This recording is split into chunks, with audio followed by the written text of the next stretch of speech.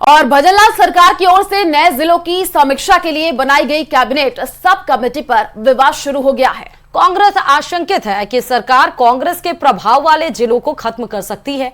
सरकार ने यह भी संकेत दिए हैं कि जो शहर कस्बे जिला बनने के मापदंडों पर खरे नहीं उतर रहे हैं, उनसे जिले का दर्जा छीना जा सकता है। इसी पर देखिए खास रिपोर्ट।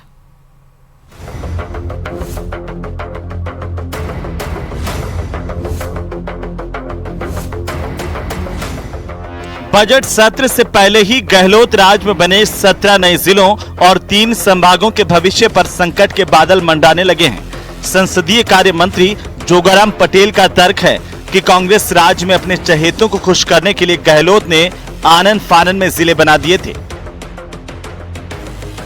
जिले बने कई शहर कस्बे जिला मुख्यालय बनने के मापदंडों पर खरे नहीं उतर रहे। इससे फिजूल खर्ची बढ़ रही है और जनता को इसका फायदा कम और नुकसान ज्यादा हो रहा है। अनेक जिले ऐसे बना दिए जिसका जनता खुद ऐतराज करती है।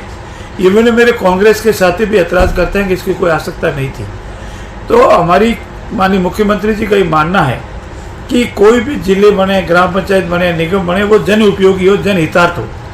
और जन उपयोगी नहीं हो, अनाप से खर्चा बढ़ जावे, प्रशासनिक तंत्र इतना बनाना पड़ेगा उसकी पूर्ति नहीं की जाए तो उसको उपयोगी नहीं कहा जा सकता। गहलोत के तत्कालीन सलाहकार बाबूलाल नागर की जिद की वजह से दूदू राजस्थान का सबसे छोटा जिला बना था, जिसमें सिर्फ 3 तहसीलें और 1 विधानसभा है। कमोबेश ऐसे ही हाल केकड़ी के हैं, तो सांचौर का एरिया भी कोई बहुत ज्यादा बड़ा नहीं है। गंगापुर सिटी के कांग्रेस विधायक रामकेश मीणा ने तो चेतावनी तक दे डाली है कि अगर गंगापुर सिटी से जिले का दर्जा छीनने की कोई भी कोशिश हुई तो सरकार की ईंट से ईंट बजा दी जाएगी। मैं आपको ये चेतावनी देता हूँ कि गंगापुर ने बहुत झंझट झेले हैं, दुख झेले हैं, और गंगापुर के नागरिक किसी भी रूप में इसको बर्दाश्त नहीं करेंगे कि गंगापुर जिले की समीक्षा हो। गंगापुर पूरे मापदंड तय करता है, प्रस्ताव पास हुआ है, सरकार ने जिला बनाया है। अगर गंगापुर जिले से कोई छेड़छाड़ की कमेटी हो या सरकार हो, किसी भी रूप में बर्दाश्त नहीं करेंगे, सरकार की ईंट से ईंट बजा देंगे। इधर बीजेपी के नेता अपने जिलों को बचाने की मुहिम में जुटे हैं। भरतपुर से अलग कर बनाए गए डीग जिले में गृह राज्य मंत्री जवाहर बेडम की विधानसभा सीट नगर भी आती है। अब गृह राज्य मंत्री बयान दे रहे हैं कि डीग जिले का अस्तित्व बरकरार रहेगा। बेडम तो डीग के क्षेत्रफल को और बढ़ाने तक की बात कर रहे हैं। और लोगों ने लिया डीग जिला वाजिब बना है और डीग जिला रहेगा निश्चित रूप से। उसकी सीमाओं में और लोगों को जोड़ा जाना निश्चित रूप से जरूरी है। जो इच्छा अपनी इच्छा से कहेंगे कि हमको डीग जिले में रखा जाए, उनको रखा जाएगा। और कुछ लोग ऐसे जोड़ दिए थे कि उनको डीग में जोड़ने की आवश्यकता नहीं थी, उनको उनके नज़दीकी जहाँ सहूलियत होगी वहाँ जोड़ने की बात करेंगे। हम कमेटी के सामने अपना पक्ष भी रखेंगे। माननीय मुख्यमंत्री महोदय ने कमेटी बनाई है और वो कमेटी इसमें सकारात्मक रूप से सभी पहलुओं का समीक्षा करेगी। और समीक्षा के उपरांत ये पाया जाएगा कि अनेक जिले जन उपयोगी नहीं है, अनेक अनावश्यक रूप से वित्तीय भार बढ़ा रहे हैं, प्रशासनिक भार बढ़ा रहे हैं, तो उसकी समीक्षा की जाएगी। बहरहाल जिलों को लेकर विधानसभा सत्र में हंगामा होना तय माना जा रहा है। कांग्रेस विधायक इस मुद्दे को मुखर होकर उठाने की तैयारी में है। आखिर बरसों के संघर्ष के बाद जिले का मिला तमगा कहीं लापरवाही में हाथ से ना निकल जाए, इसलिए विपक्ष चौकन्ना नजर आ रहा है। सब कमेटी के सामने अपने जिले को बचाने की मजबूत पैरवी करने की भी विपक्ष की पूरी तैयारी है। कांग्रेस जानती है कि अगर थोड़ी भी ढिलाई हो गई तो अनुपयोगी और वित्तीय और प्रशासनिक भार कम करने के बहाने सरकार उन शहरों कस्बों से जिले का दर्जा छीन भी सकती है जो सरकार की निगाह में गैर जरूरी है और जहां बीजेपी को सियासी फायदा कम और नुकसान ज्यादा है। कहीं पर जिलों के खत्म होने की आशंका है तो कहीं पर जिलों के बरकरार रहने का भरोसा। अभी तो मंत्रिमंडलीय समिति की बैठक भी नहीं हो पाई है कि इस पर विवाद शुरू हो गया है। कांग्रेस के नेताओं का आरोप है कि गहलोत राज में बनाए गए नए जिलों को सरकार खत्म करना चाहती है, तो बीजेपी के नेता पूरी तरह से आश्वस्त हैं कि उनके यहाँ के जिले बरकरार रहने वाले हैं और उनके इलाके का दायरा भी बढ़ सकता है। ऐसे में अगर सरकार को कड़े फैसले लेने पड़े तो फिर दूदू जैसे जिले भी इसकी जद में आ सकते हैं और वहां के डिप्टी सीएम प्रेमचंद बैरवा को सीने पे पत्थर रखकर अपने इलाके के जिले को खत्म करना पड़ सकता है, मगर ये कैसे संभव होगा ये देखना बाकी है। कैमरा पर्सन दिलीप चेची के साथ बाबूलाल धायल, न्यूज़ 18 जयपुर। और अब बात दौसा से बड़ी खबर की कर लेते हैं, जहां शहर भर में बिजली आपूर्ति बंद रहेगी। दरअसल सुबह 9:30 बजे से 1 बजे तक बिजली सप्लाई को बंद रखा जाएगा। दौसा से ये बड़ी खबर है। 132 केवी के ट्रांसफार्मर के मेंटेनेंस कार्य के चलते शटडाउन रहेगा और दौसा शहर के फीडर संख्या 1 से लेकर के 5 तक की बिजली आपूर्ति जो है वो बंद रहेगी। आपको बता दें कि ग्रामीण फीडर, हुदायली और जिरोता फीडर की सप्लाई बंद रहेगी और जयपुर विद्युत प्रसारण निगम लिमिटेड के अधिशासी अभियंता ने ये जानकारी दी है। तो शहर भर में बिजली आपूर्ति आज बंद रहने वाली है। दौसा से ये बड़ी जानकारी आपको दे रहा है। ट्रांसफार्मर के मेंटेनेंस कार्य के चलते जो है शटडाउन रहने वाला है। समय आपको बता दें सुबह 9:30 से 1 बजे तक बिजली सप्लाई को बंद रखा जाएगा। ये बड़ी जानकारी आपको दौसा से दे रहा है।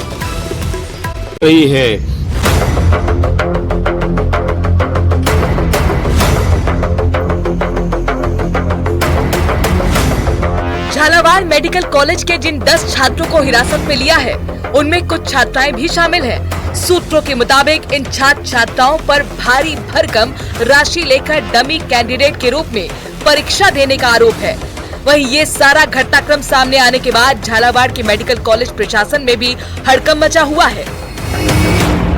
दिल्ली पुलिस 8 मई को झालावाड़ मेडिकल कॉलेज में आई और 8 बच्चों के बारे में जानकारी उन्होंने चाहिए, जो संबंधित जानकारी कार्यालय द्वारा संदिग्ध हैं। इसमें परीक्षा में जो धांधली हुई है, डमी कैंडिडेट के रूप में बैठे जाने संबंधी पुलिस को संदेह के घेरे में, ये पुलिस के संदेह के घेरे में थे। दिल्ली और मुंबई पुलिस की क्राइम ब्रांच की टीम नीट पेपर लीक मामले को लेकर जांच के लिए झालावाड़ मेडिकल कॉलेज पहुंची थी, जहां उन्होंने यहां के कुछ छात्र और छात्राओं से इस मामले में पूछताछ भी की। वहीं दिल्ली क्राइम ब्रांच की टीम 8 छात्रों को और मुंबई क्राइम ब्रांच की टीम 2 छात्रों को अपने साथ लेकर गई थी।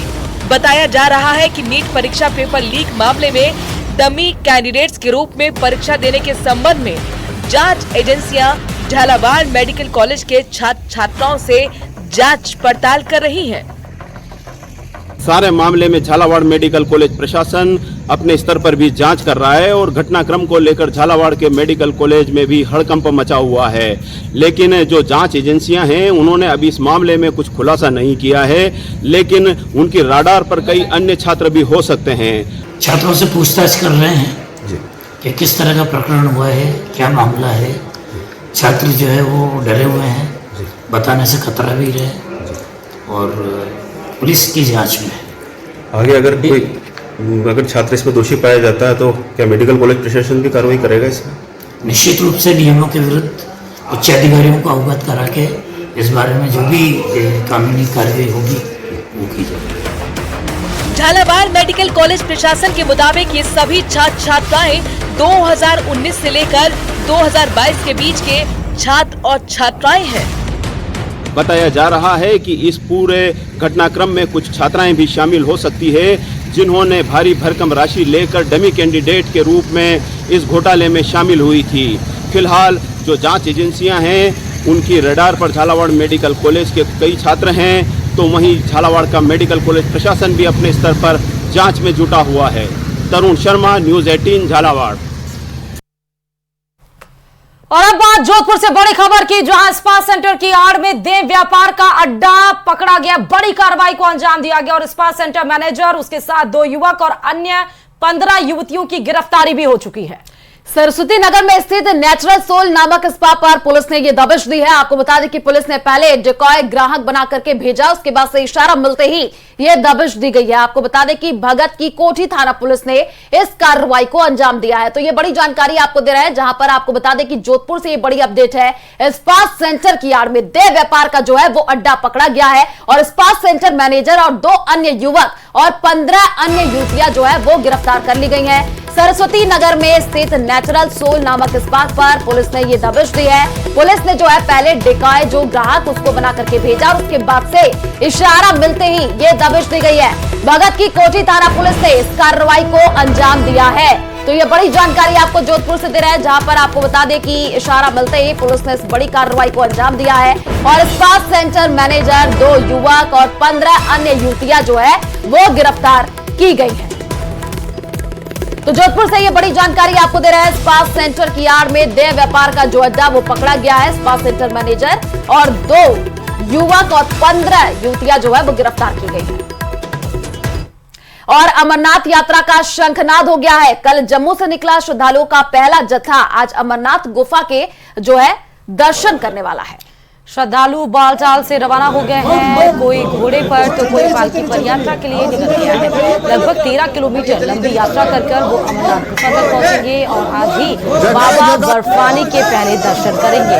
तो यहाँ पे श्रद्धालुओं का जत्था देख रहे हैं, अलग अलग तरीके से जैसे जो सुविधा लग पा रही है उसके हिसाब से वो बाबा बर्फानी के दर्शन करने के लिए निकल गए हैं। बाबा अमरनाथ की दर्शन की यात्रा शुरू हो चुकी है। बाबा बर्फानी के दर्शन के लिए ये सीधे तस्वीरें बम बोले, बम बम बोले, बम बम बोले। और यहाँ के लोकल प्रशासन का, लोकल पुलिस और लोकल जितने भी यहाँ के बासिंदे हैं उन्होंने बहुत सेवा की है।